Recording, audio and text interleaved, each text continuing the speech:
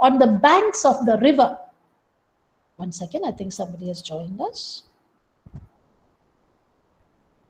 No, nobody has joined us. This is one of the reasons why, most of the ancient civilizations have prospered at the banks of the river.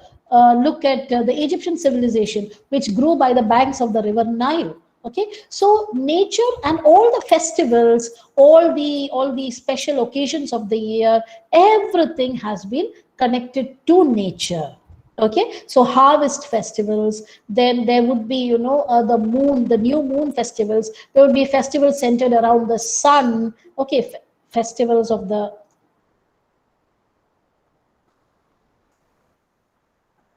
okay, all of these festivals were also nature centric. So anyway, like I told you, there was a deep and cultural connection between man and nature in the Eastern and in particular Indian civilization.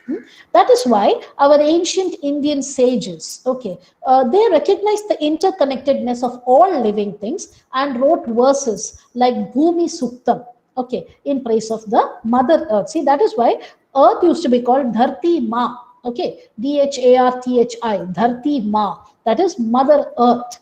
Okay, and also the various stages of life of human beings in Indian culture was also divided as per the roles that they play in the world.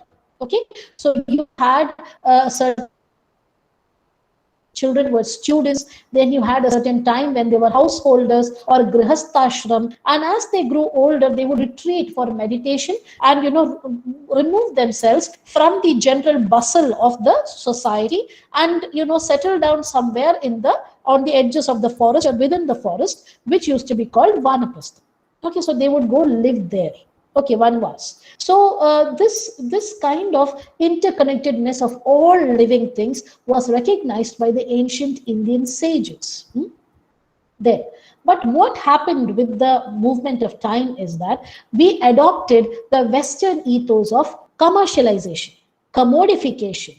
Concepts of development became Western. Okay, there was a great deal of stress on materialistic progress. In this lesson, this segment, you should learn these 4 words. Actually, there are a few terms that you should learn: deep ecology, shallow ecology, eco-criticism, then the interconnectedness and interrelatedness of all living things. Okay, then the biocentric approach, anthropocentric approach. Then you think about commercialization, okay, which is mass production, factories after factories. Okay, then commodification, where something would be taken and it would be made into a commodity which is to be bought and sold and transacted and traded. Okay, so what happens is that there is a monetary value that is attached to it.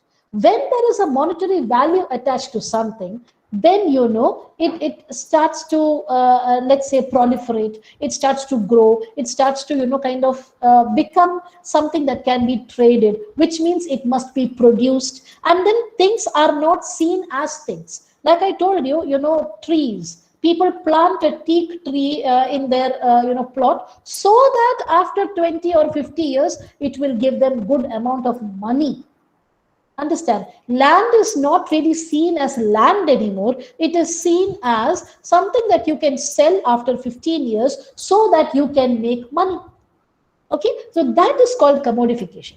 So commercialization, as I told you in the last class also, there was great deal of commercialization, see, of products, of clothes, of all these materials by the colonizers. And this made, kind of changed all of our thought processes also. Then next is the concepts of development. See, actually, like I told you, when today's idea of development, what is it? There should be factories, there should be industries, there should be hospitals. Okay, in the last class I told you about Niyamgiri Hills and how the tribals finally voted that they don't want their sacred mountains to be dug for bauxite. What the company promised them was that they will bring development, that these tribals will be the ones working in the bauxite mines, and they also promised to build a cancer hospital.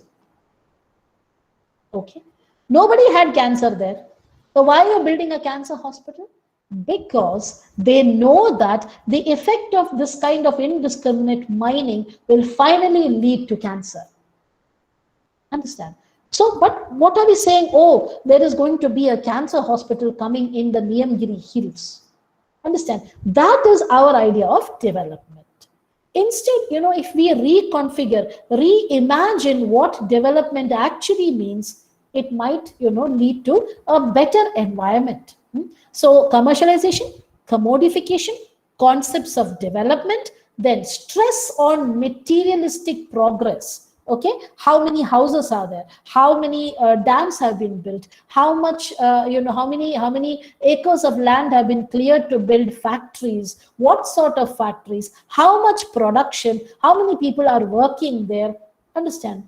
All of this is stress on materialistic progress. Everybody wants LCD, LED TVs. They want now, earlier it was flat screen, now it is curved screen. Okay, then, they want a lot of these electrified products. All of this is what is seen as progress, or as, prosperity. Okay, how did you imagine that somebody is prosperous? If they have a car, if they have a two-storied house, that house has to be terrace, then, they have to have a gas connection, they have to have computer, they have to have LED lights in their home, curved television. See, all of this is how you will decide whether someone is well-to-do or not. Okay, you would never decide whether somebody is well-to-do or not on the basis of how happy they are in life. Understand? This is why Bhutan replaced gross domestic product, GDP, with gross happiness index. Okay, because see, every country's progress is assessed by GDP. Even in the pandemic times, there were lots of these newspaper reports that said GDP is going to fall by 5%, 10%. There is going to be a 13% drop in production. See, all of these numbers, which can be quantified. But nobody was saying how happy people are or how unhappy they are, what can be done to make them less unhappy, how can we increase their happiness. This was not addressed. So this quantifiability has come to us from the Western paradigms, from the Western standards. Okay, so let me repeat that point. Adopting Western ethos of commercialization, commodification, concepts of development, stress on material progress has led to the degeneration of these beliefs. Then it has led to, all of this, has led to pollution, deforestation, loss of habitat, extinction of plant and animal species. Okay, every day there are hundreds of plants and animal species that are dying out. Okay, so next, so all of this sadness, this sorrow, you can find in O.N.V. Kurup's, poem, Bhumi Kuru Charamagita, a requiem to Mother Earth. Okay, so, yeah, this is the opening that is there in your textbook also. Mother Earth, still alive in the imminence of your death, may your soul rest in peace. When tomorrow you lie benumbed in the shadow of the enveloping dark poison flower of death, none will be left here, me either, to mourn, to wet your dead lips with our tears. So see, tomorrow when Mother Earth, is still alive, but on one hand is dying, okay, he says, even we will not be there to cry for you, because before the earth dies, everything that lives and breathes upon this earth will die, and the first to do so will be human beings. See, nature is very resilient. I don't know if you have heard of the Chernobyl tragedy. Have you heard of it? Yes, ma'am. Yes, ma'am. Yes, ma'am. Yes, ma'am. Where they had a nuclear power plant, and one day there was a crack in the walls, and the radiation just leaked out, and finally they had to build a dome over it to contain the radiation, and all the people have been moved out of there. Even now, nobody really lives there, in that particular zone, except animals. Okay, you have deer, you have Arctic wolves, you have all of those animals that roam. Some of them have developed dreadful mutations. The plants have developed dreadful mutations, but they have survived and they have got their space back. Who dies? Human beings die. Understand? So he says nobody will be left. So this means that if we don't help the earth, then our life itself will become unsustainable. Okay, so this awareness is needed to sustain the ecological balance of the world. Okay, now the next poem that is discussed in your textbook is one called Vishwamitri. Okay, which has been written by the Gujarati poet Sitanshu Yashash Chandra.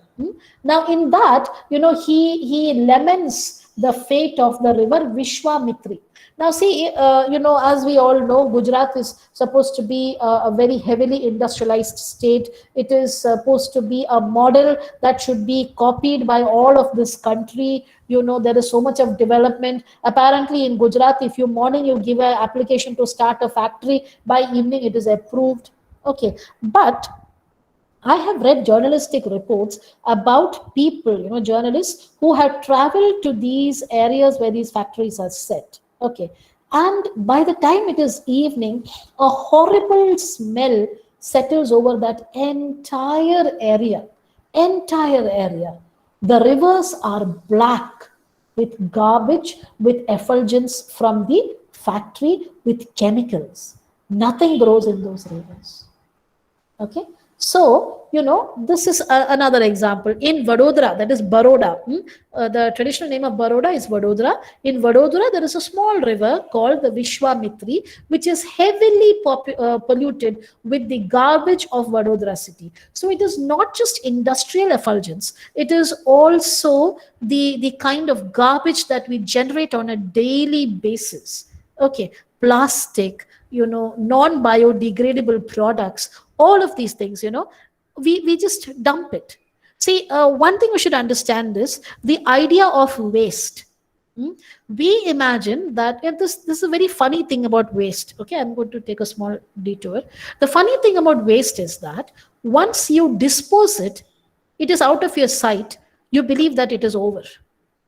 Understand? But this waste all goes and accumulates somewhere.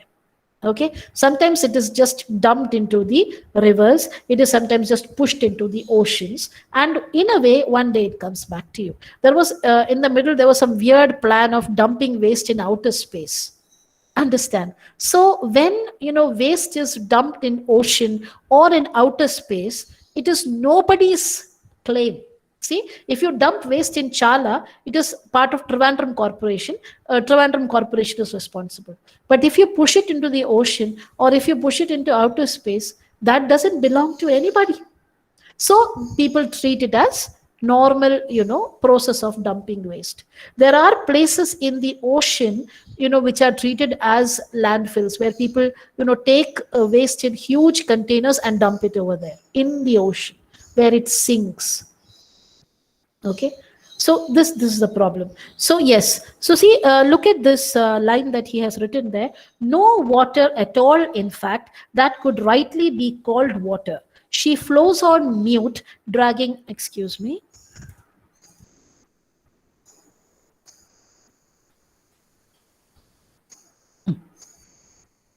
Gauri, please make sure that I get the attendance, okay? Yes, ma'am. Okay, yeah. So she flows on mute, dragging along some nameless liquid. So please, look at that line, the last, two words there, nameless liquid. See, what does a river contain? It should contain water, it should contain fish. Fine. But here she flows along mute, dragging along nameless. Okay, so taking along with it some strange substance. That is what is being said there. Now, according to the poet, the river is compared to a long-suffering woman who quietly accepts all the abuse showered upon her. Okay, now this poem was written quite some time ago when, it was a mark of heroism of the woman to accept abuse. But I would like to tell you never to accept any form of abuse. Okay, stand up for yourself. That's the best thing to do. But anyway, now this man has written it. We have no choice. Now, so this is the state of the hundreds of rivers that flow through our country. Understand? Be it the Ganga, that is why they had the, I think, Namami Gange plan. Okay, which was the plan to clean up the river Ganga. If you want to have something closer to your location, when you pass by Chaka, there is the Tod. They have been cleaning it the time I can remember. I think they've been cleaning and cleaning. And remember that this particular Tod that runs through Chaka was dug in the time of the kings of Travancore, and it went all the way up to Alapura.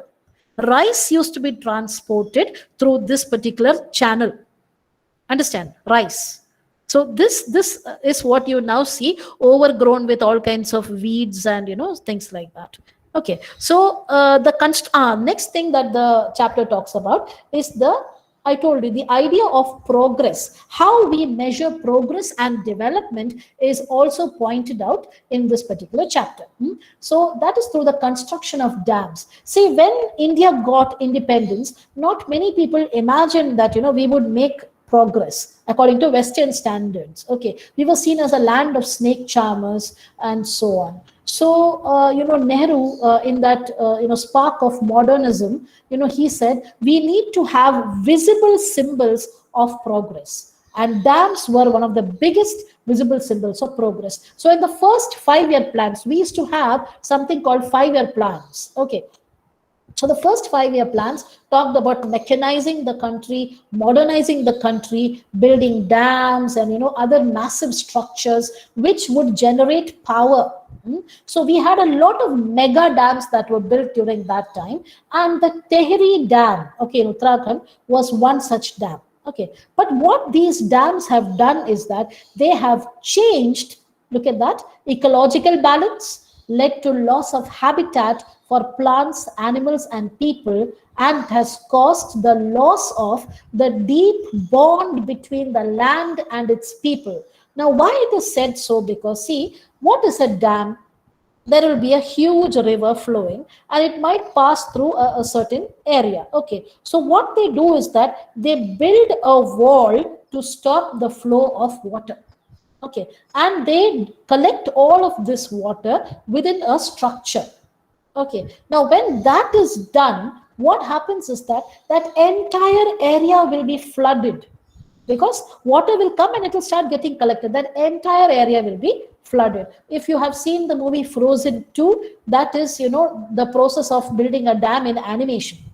So this entire area will be flooded, which means that people have to leave it. They have to leave their homes, everything that they had worked for, they have to leave, and they will be relocated to another place. Okay, so you can imagine these trees, their homes, everything is just covered with water. All of this gets drowned because a dam has to be very, very deep. It is not like, you can wade through knee deep water. I hope you might have seen some dams when you have gone on picnics and so on. Understand? So this is what happens. So even in the Narmada, when the dam was built, it was supposed to bring water to all parts of Gujarat and, do a lot of great things. And now what has happened is that with the passage of time, the river itself has become narrow and there is hardly any water. Okay, so when you build a dam, you do not look at the scientific aspects of it. That is what has happened here. So in the early years after independence, these dams were seen as the mark of progress and development. As per what standards? Western standards. Okay, and what is the impact these dams have made? They have changed the ecological balance, led to loss of habitat for plants, animals, and people. They have caused the loss of the deep bond between the land and its people, something that Hardy talks about in The Darkling Thrush, where he talks about the break of the bond between humans and nature, which used to be instinctual once upon a time. Okay, so yeah, so you have Mangesh Dabral in that poem, Places That Are Left, where he laments the losses caused by the building of the Tehri Dam. Okay, and he writes how in the race for development, we lose the ways of life and ethics that make us human. Understand that as loss of compassion is there. When people say, don't move us from our homes, this is what we have built all our lives. And we say, no, it is for the greater good of the nation. You move about, 3,000 kilometers away, we will give you land and some money, you build a house and you live there. But they know to live only in this place, you see. They are equipped for living only in these places. They don't know how to live somewhere else. And for those that imagine, it is not the case. It is just not the case. Okay. So now we can come to the conclusion. Okay. So this is an overall binding of the entire lesson that we have done so far. First and foremost, the earth is under severe stress on account of unscientific and insensitive actions of mankind. Now, there has been a terrible loss of green cover, habitat, and the cultural bond between man and nature. Man has moved away from nature and he has been seeing it as a resource to be exploited. Why is that? Because of the Western anthropocentric beliefs of the earth that exists only for the benefit and pleasure of human beings. That is what has led to this exploitative attitude. These anthropocentric views replaced the Eastern, particularly the Indian ways of life that had integrated nature into the social, cultural, and personal lives of the people. Understand? So there is a need to shift from this anthropocentric point of view to a more biocentric form of thought and action. And deep ecology must be practiced and it should be made a way of life. By deep ecology is meant a more philosophical, spiritual approach towards nature, where we recognize nature as an entity, as a part of our own identity. Okay, so we should accept that we are embedded in nature. That is what deep ecology tries to do. Shallow ecology, on the other hand, treats tries to find solution to the consequences. Okay, like pollution. Okay, then let us reduce pollution. Deforestation. Let us plant trees. That is called shallow ecology. But deep ecology is a way more spiritual, personal, cultural process. Okay, it's a philosophical process. Yes. So, deep ecology must be practiced and it must be made a way of life. And as the chapter has also told you, environmentalism is now a very natural, inclusive process in almost all policy decisions, in almost every aspect of public life. Okay, be it in education, be it in governance, be it in any kind of economic or other policies, environmentalism becomes a very, very important aspect now. It is something that has to be naturally included in the decision-making process. Okay, so that is a good thing. Now, next portion of the chapter focuses on how literature can help bridge that gap, that that break that has come between man and nature. Okay, so it is felt that imaginative literature is one of the ways that human beings can be made more sensitive to the plight of the environment. Okay, so you reread the textbooks, the books. Okay, reread the books from the earlier times, and you look at the way in which these narratives had talked about nature, and you try to seek to correct it. You critique it. Okay, you kind of say that this is not right. You critique it. CRITIQUE, critique it. Okay, so you have a lot of works that talk about in a grand sense how acres of land were cut, and there were settlements that were built over there. Okay, while in those times it talked about the hardworking mentality of human beings, where they cleared frontiers, they cleared all those barriers of nature and resolutely established their way of life. But if you read it today, you have to read it from the point of the tremendous loss of habitat, the tremendous insensitivity that human beings have committed towards nature or shown towards nature. I remember reading a novel, where it was about these people who are traveling through Africa and South Africa, precisely. And what happens is that, there is a black man who is actually their servant, and they have to, these white people have to pass through the forest, and there is a river there, and it is full of crocodiles, very, very big crocodiles. So what that black man does is he cuts these very delicate bamboo shoots and bends them, in the fire. He bends them and he ties some kind of, I think, thin animal intestines around it, after sharpening both the ends. And then what he does is that he starts killing a lot of animals. One second, please. Somebody's joined us.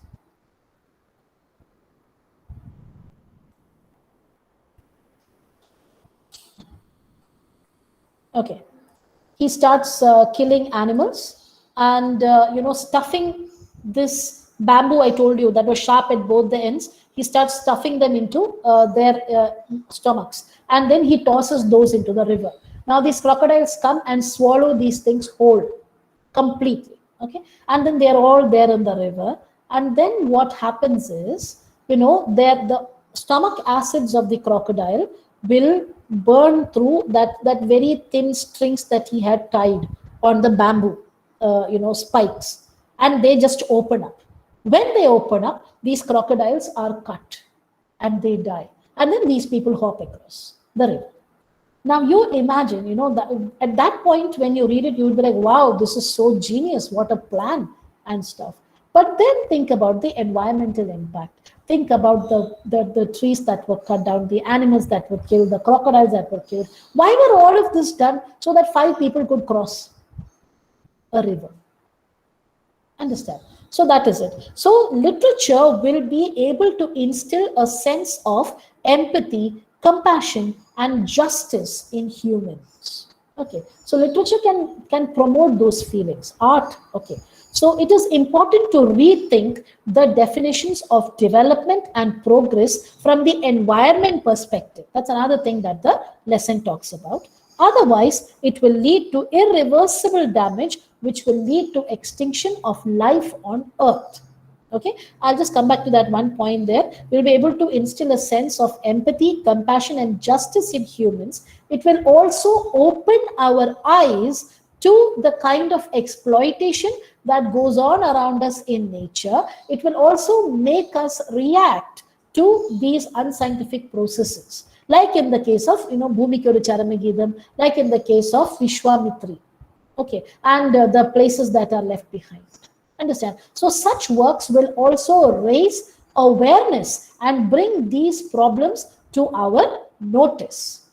Okay, so that is what this chapter is all about. I am ending the show and we will resume our class. Okay, so I hope that all of you have been able to follow this much. Yes, ma'am. Yes, Do you have any doubts? Any doubts, anything that I need to go over in this segment?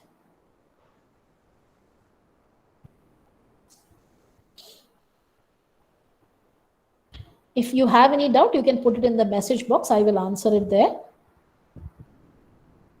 Any doubt that you have from the beginning till now, you can ask those things also. If you want me to clarify anything, I can do that.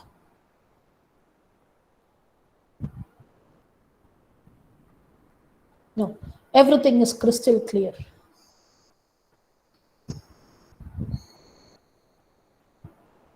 Is it? You have got it all?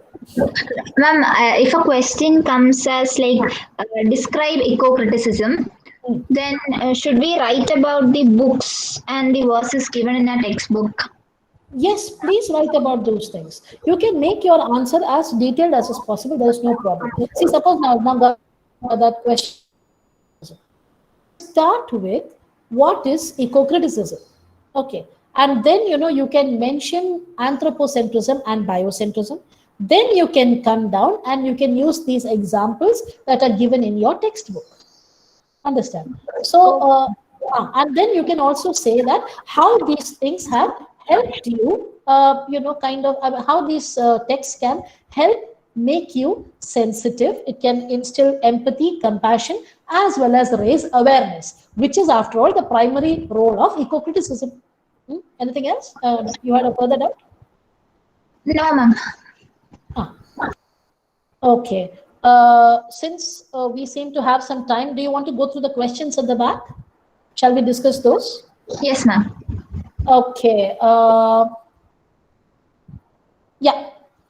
1 second. I'll just present the screen again.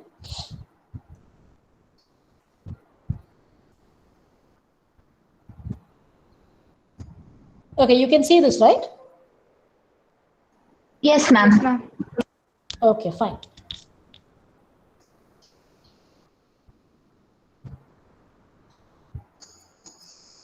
Okay. Look at that. What is the theme of the darkling thrush? Okay. Now here, would anybody like to contribute?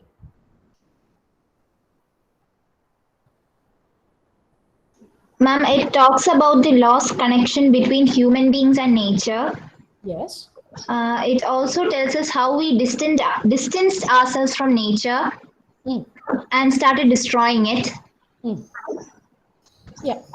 So, good points. So, the central theme of the darkling thrush is the loss of the instinctual, INSTINCTUAL. 1 sec, somebody has joined us again.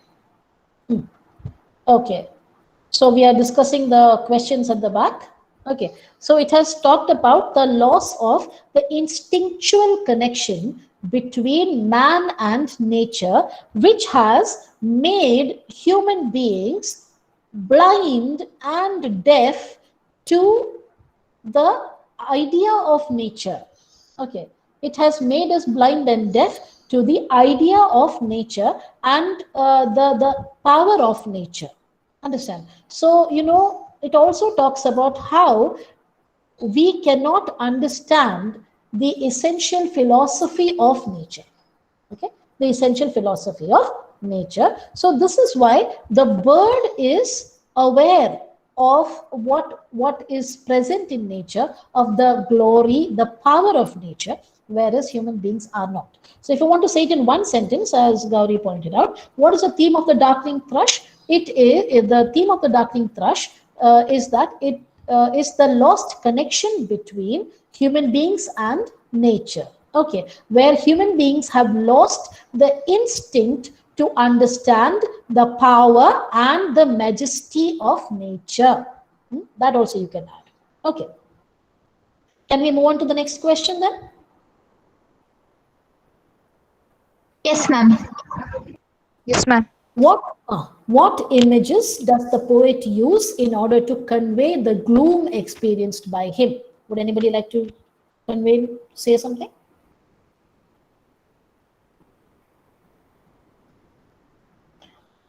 Ahalya? Yes, ma'am. What do you think are the images that the poet uses? Ma'am, first, the poem was written in 1900. Then about the bleak scenario where Byron has set upon, and about the rendered everything hopeless. Yes. So if you want to put it in a proper, answer structure, it would be that this poem was written in 1900, which marked the end of a century and the beginning of another.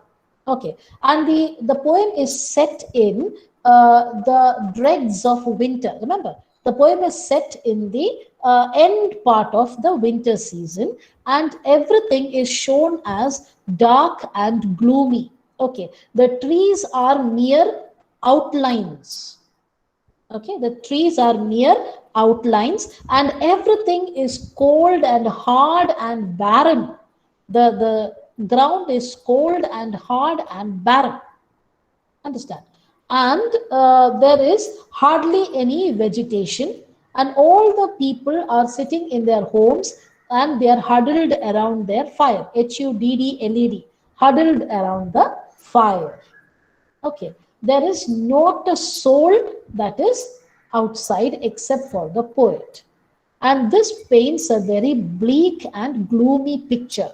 Then, of course, there are the words that he uses, uses words like desolate, he uses words like silhouettes, and it's all dark, okay, gloomy, hard. He uses words like those.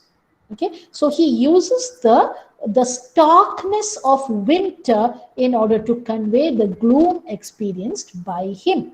Okay, he uses the starkness of winter. Then, what is the distinctive quality of the bird's song? Would anybody like to answer that? That is a very direct question. What is the distinctive quality of the bird's song? Do you want me to pick?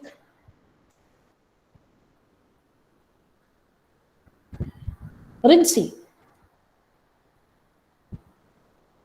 Is Rinsi here? Ma'am, Oh. the speaker wondered why the bird was so overflowing with happiness, and he could not find anything. Anything joyous? Hello? Hello, ma'am, could you hear? Yeah, I could hear. Go on. Ma'am, the speaker wondered why the bird was so happy singing, and he could not find anything why the bird was happy. And how do you know that the bird was happy? That is what is asked. What is the distinctive quality?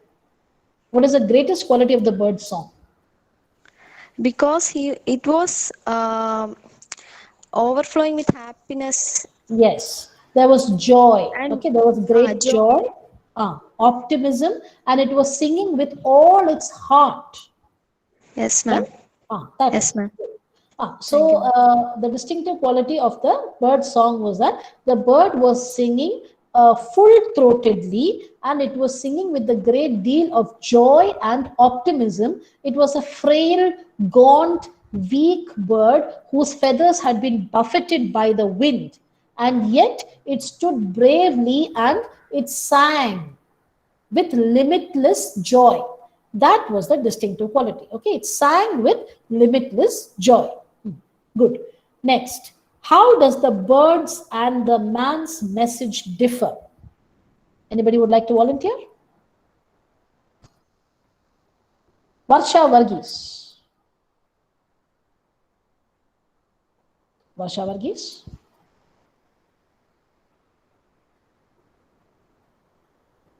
Are you there? Yes, ma'am. പറയൂ വർഷ, എന്ത് തോന്നുന്നു?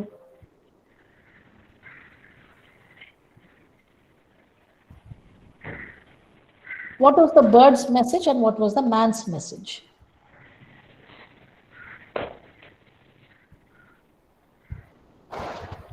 What was the central quality of the bird's song? It was joy. Now, joy signifies what? Hope. Right? Yes, ma'am.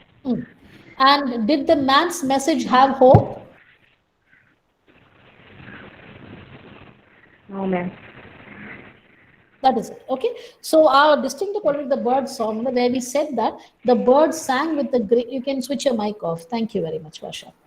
So where we say that the distinctive quality of the bird song was.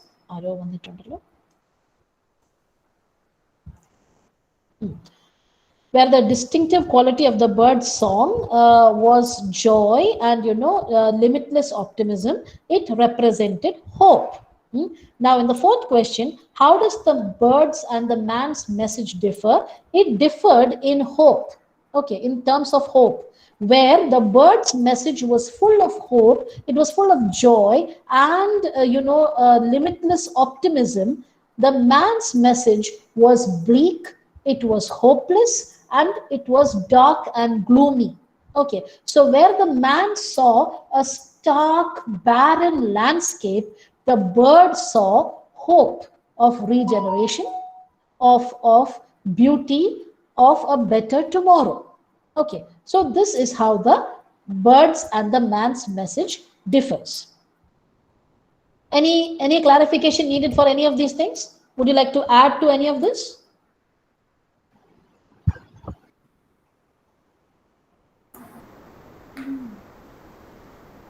ഉണ്ടെങ്കിൽ പറഞ്ഞോളൂ, നമുക്ക് ഇതിപ്പോ അങ്ങ് discuss ചെയ്ത് പഠിച്ച് മാറ്റി വെക്കാം. അതുകൊണ്ടാണ് ഞാൻ ഈ ചോദിക്കുന്നത്. Anything you would like to add to this, seek clarification, make me repeat, we can do it, no problem.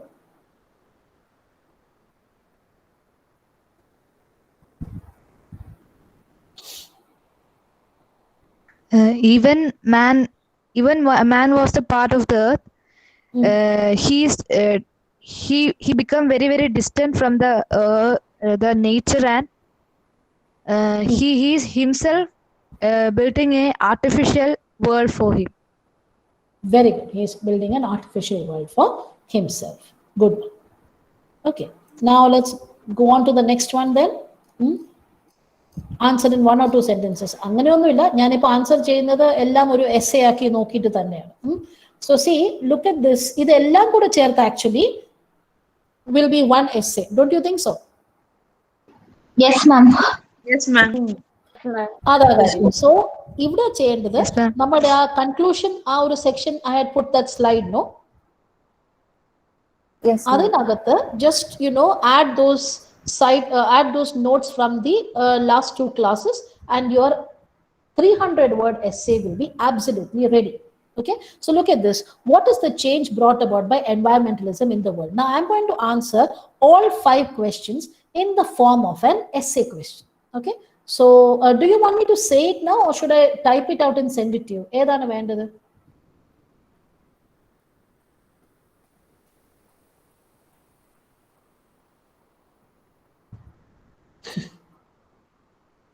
എന്നാ ഞാൻ രണ്ടും ചെയ്യാല്ലേ?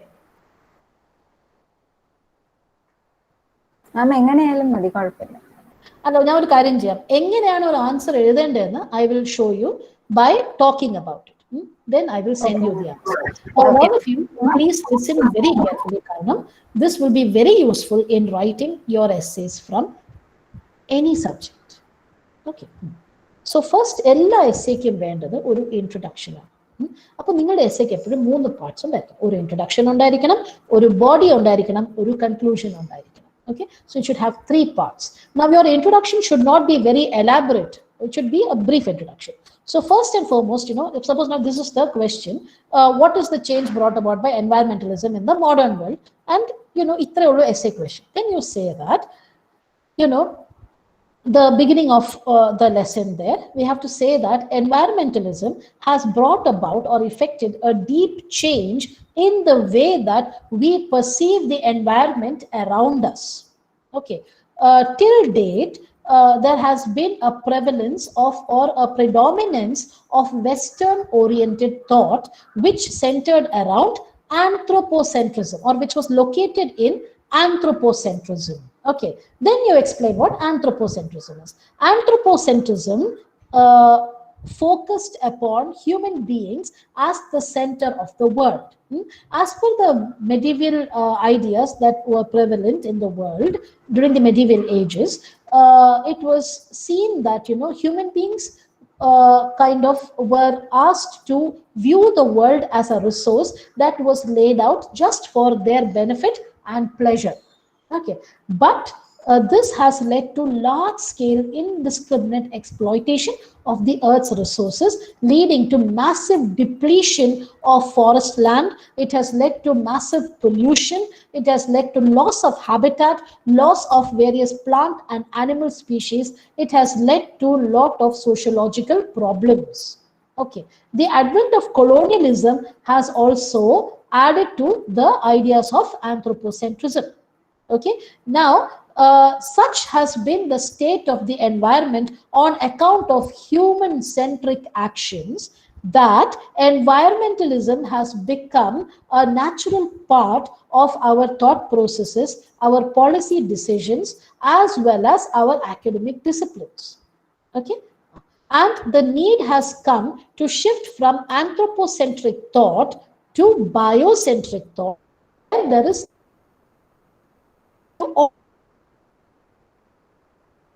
all given rights, they have to be respected.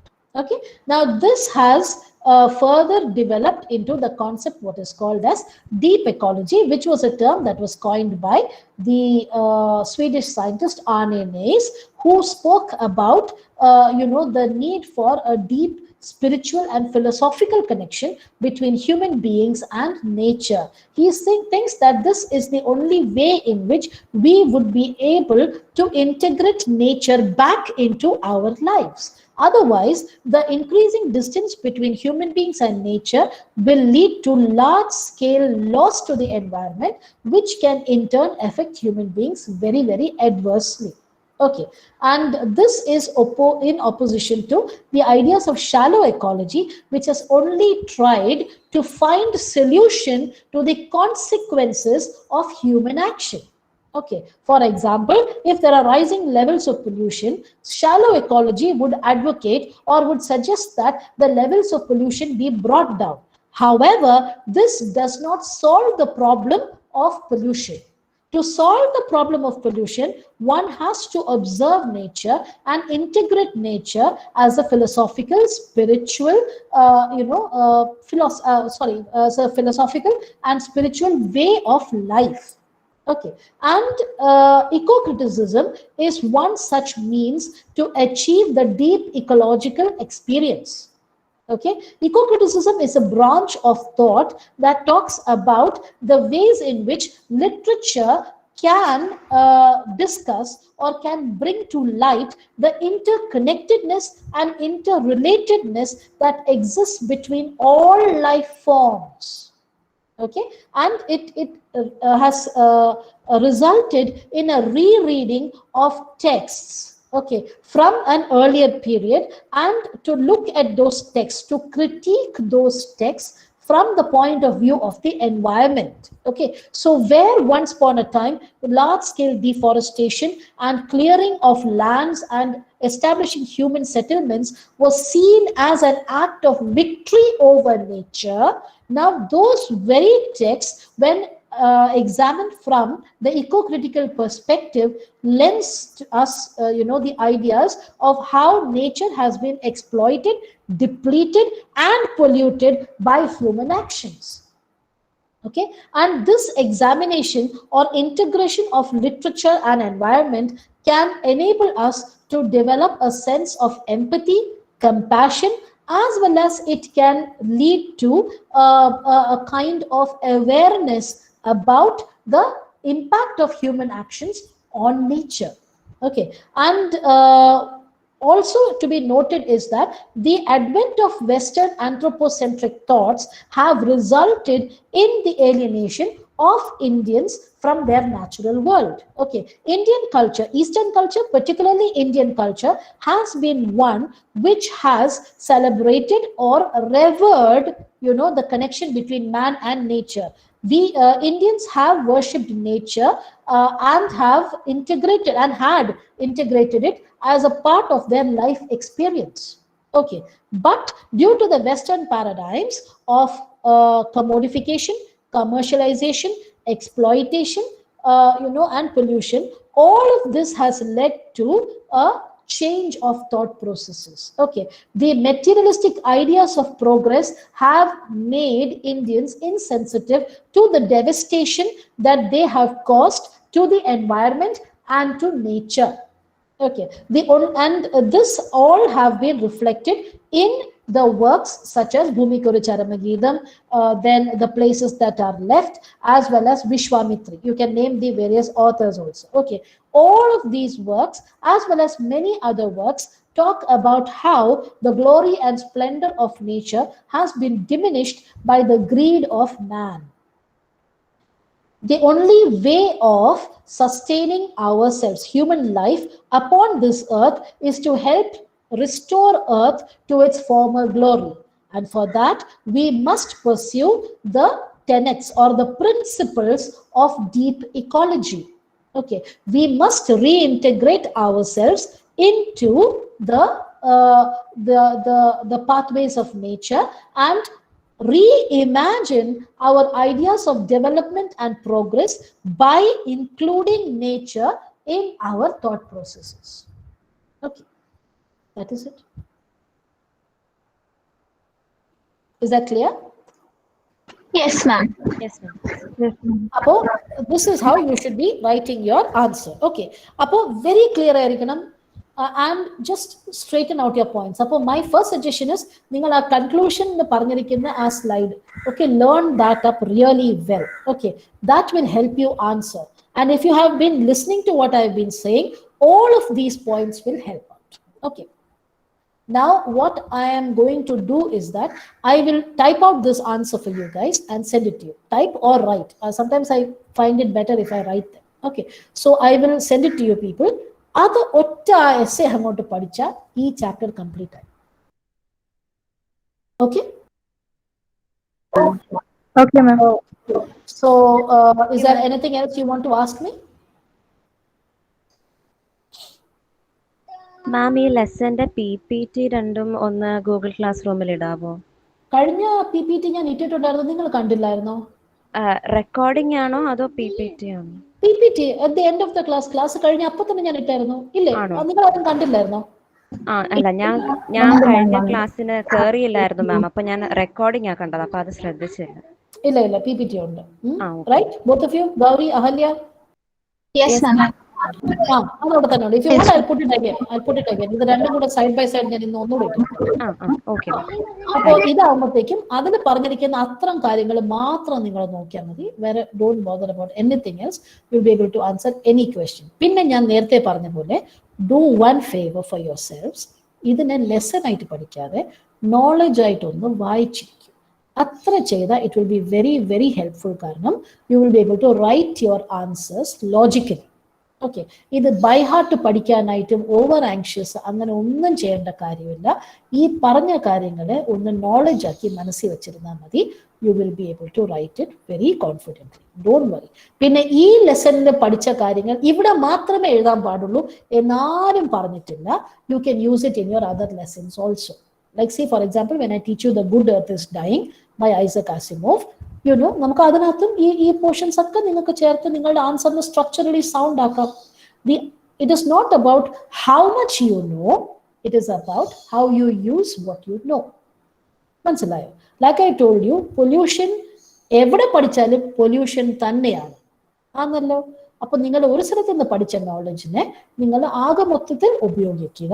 The questions will be very easy to answer under the circumstance. Okay, അപ്പൊ ഇവിടെ പഠിച്ചതിന് വേറെ എവിടെയെങ്കിലും നിങ്ങൾക്ക് coat ചെയ്യാനായിട്ട് നിങ്ങൾക്ക് പറ്റുമെങ്കിൽ അത് അത്രയും നല്ലത് എന്നേ ഞാൻ പറയത്തുള്ളൂ. So tomorrow what time are we meeting for good earth is dying? Sorry? 10 o'clock. 10 o'clock, yes.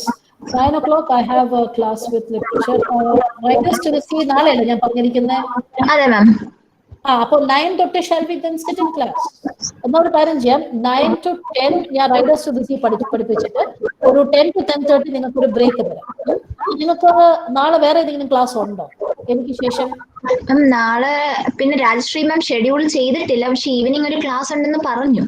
അത് ഈവനിങ് അല്ലേ? അപ്പൊ പിന്നെ ഞാൻ 10:30 നിങ്ങളുടെ ഈ ഐസക് ആസിമോവിന്റെ ലെസൺ എടുക്കാം. ഓക്കെ, അപ്പോ for the knowledge of all those who join late also, tomorrow I am doing a revision of riders to the sea with literature students. I will post the link in your class and send them to your classmates also. So, you know, if you want to join, you can join and listen to the class and revise Riders to the Sea. Okay, ആ portion, പിന്നെ അതിൻ്റെ Irish literary revival, അതിൻ്റെ significance, ഇതിൻ്റെ plot, themes, character, ഇതെല്ലാം നമ്മൾ നാളെ discuss ചെയ്യുന്നതായിരിക്കും. അതിനുശേഷം നാളെ നമ്മളുടെ ഐസക് ആസിമോവിന്റെ ലെസൺ നമുക്ക് 10:30 ഷിഫ്റ്റ് ചെയ്യാം. നിങ്ങൾക്ക് ഒരു ഹാഫ് ആൻ അവർ ഒരു ബ്രേക്ക് തന്നു ഒന്ന് റീകാലിബ്രേറ്റ് ചെയ്തിട്ട് നിങ്ങൾ 10:30 നമുക്ക് സ്റ്റാർട്ട് ചെയ്യാം. So 10:30 to maybe 11:30. Okay, we will have the lesson. Alright, അതൊരു ചെറിയൊരു എസ്സേ ആണ്. മെയിൻ പോയിന്റ്സ് ഒക്കെ പറഞ്ഞ് നമുക്കത് സമാധാനമായിട്ട് ഡിസ്കസ് ചെയ്യാം. Okay? Okay, ma'am. Okay, fine then. I will take your leave. Thank you very much. Thank you, ma'am. Thank you, ma'am. Thank you, ma'am. No. Any attendance I check. Okay, ma'am.